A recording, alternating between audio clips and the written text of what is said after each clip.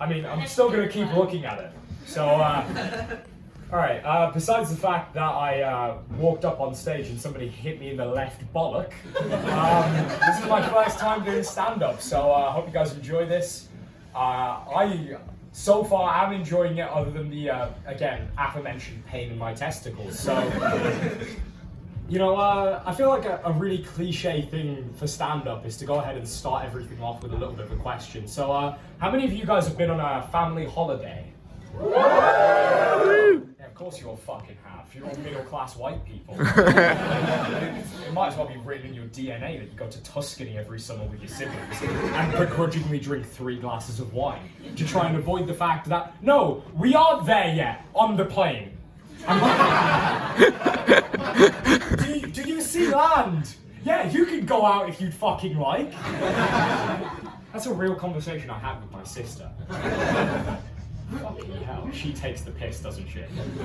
You don't know her, but you should be really glad about that. But going on, I've got some prompts I've written on my hand. I did go for a piss and rub them off, so this is the 4th time I've written them down. But then I went for another piss, and I've rubbed them off even more. So the next point there, after question, is Tuscany. So that brings me to the next part of my stand-up set, which is, yeah, the fact that all of you fucking go to Tuscany because you're middle class. So, one great thing about going through airports when you look like me, a brown man with a beard, is going through airport security, because you definitely don't get stopped at every possible fucking interval. The amount of times you get stopped at the airport is, frankly, a little bit of a piss take, not gonna lie.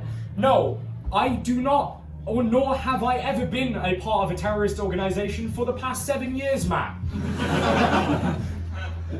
I saw you last week in the pub, for fuck's sake. Like, you know, I mean, I'm here now, and the fact that I'm here in the first place probably means that I haven't been a part of Al Qaeda. You know, you don't exactly see them going for a pint. So, you know, you finally get off the airplane and everything's all right. You haven't gotten yourself shot yet. Your sister hasn't got you to open the airlock yet, and you think, you know what, everything's going to be all right. And luckily, the holiday that I'm going to be talking about, my sister didn't go to because she wasn't born yet. This was 2006. It was simpler times. I'd get stopped at the airport less because I was 6, but somehow still stopped. Like, what am I going to be doing? Like, what am I going to do? Like water balloon the pilot? That's going to cause a big issue, isn't it?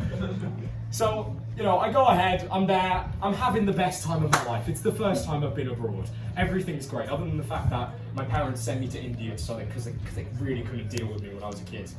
That bit was great, honestly. It means that every time I go ahead and I'm on register for anything, I can put down English as a second language, even though I'm fluent, and so I get extra time in exams. It's great, honestly, love it. So, I'm in Tunisia, I'm there, I don't understand a fucking word any of the staff are saying, but I'm still pissing them off, and I can tell. I'm going ahead, I'm running about doing regular 6-year-old things, you know, sitting there, you take your step in my shoes, which of course were Toy Story branded Crocs at the time. And I'm running about, I'm having the time of my life in the pool, playing in the pool, taking a strategic piss in the pool and blaming my brother before running off. Everything's great. And then my worst weakness when I was 6 comes into play, and suddenly things, they stop being so nice. I really didn't know how numbers worked when I was 6. I thought the number 2 and the number 3 were the exact same thing. And I quickly learned that they weren't, because I was on the 3rd floor and I walked into the same room on the 2nd floor. I'm strutting over there, I'm thinking, you know what? I've just had a nice good piss. I'm gonna wash myself off now with a shower so Mum doesn't scream at me.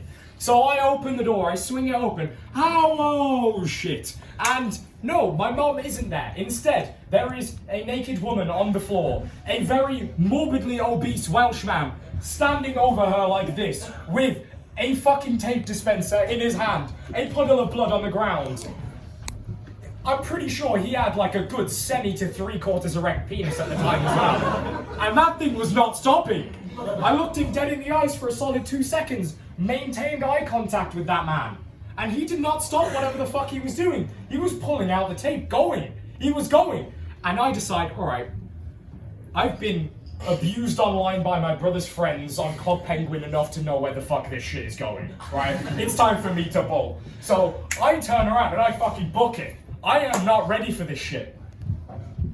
Now, I'm running across the floor, right? You hear my Crocs clap, clap, clapping across the floor. And I hear clap, clap, clap behind me.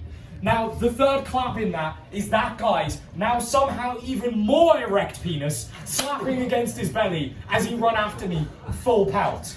Now, as a 6-year-old, my legs weren't exactly the longest, right? So he caught up to me after a short while. And I'm thinking, oh God, this is where it ends for me. This is the end of the story for Ammar Tarajia, the small brown boy. I mean, it clearly wasn't, because I'm here, but the way that happened was not what I'd expected at all. So I go ahead and I turn around and I'm thinking, all right, I'm gonna take my fucking end like a man. I mean, I haven't hit puberty yet, but I might as well. So I turn around and I'm thinking, okay, let's see the face of the man that is about to pull a full Madeline McCann experience on me, right? I am ready for this now. I've accepted my fate. I've taken my final breaths of fresh air before all I smell is Nivea cologne and fucking bull sweat. That is all I will be sweating from that point. I was ready for that now. I'm okay. So I turn around and I look this man in the eyes and he just says to me with a nice little confused smile on his face, he's like, "You dropped your wallet, mate." And I was just thinking, what? What the fuck do you mean? I was wearing my swimming bag, I had my Power Rangers wallet in there, obviously bigger worries than 5 Turkish lira, so I let that shit fall as I was running. And this guy, he was a lovely guy by the way, gave me a head, picks it up and he goes, "You dropped your wallet, mate." And so I take it back, I'm thinking, well, I mean, honestly, he might as well rate me now. I've already gotten ready for it. Like, you know, I've puckered myself up for this. This is just a waste at this point. I didn't shave for nothing. So, you know, I was Beachbody ready. So, like, if hashtags existed back in 2006, that would have been the perfect time. But looking back, I think I was overly terrified for a very good reason. I mean, after that, I still was pretty terrified because it turns out the reason he was holding a tape dispenser was because his partner had fallen into the mini fridge and cut her side open. And instead of thinking, maybe I should call an ambulance, maybe I should use a first aid kit, he thought, nah mate, let's just stick some fucking tape on it, mate. And he started wrapping it around her like some shit translucent mummy. So, yeah, no, my holiday experiences haven't been brilliant in that regard, but realistically, it's still not as bad as what happened to my sister on that holiday. And she does claim that her experience was much worse. She got her hair wet in the swimming pool. On the next holiday there, because she wasn't born at this point, but that's her worst holiday experience, supposedly. I still do believe that she's had the exact same encounter, because she has that look in her eyes, you know? You know, like, I was almost sexually assaulted by a Welshman. Very, very specific. It's, you know, if you go ahead and you want to have a staring contest afterwards, everybody always blinks. Everybody always blinks in staring contests. Any of you guys good at staring contests? How many of you guys would you say are good at staring contests? Woo! Alright, you're all fucking wrong. You'd never win. You'd never win. You'd never win, because when you see the look of a man who has stared death and 3/4 erect penis in the eyes, because I was at dick height at that time, right? There's no coming back from that. There is no coming back. You will blink first. Because when you stare the snake in the eyes, it stares you back.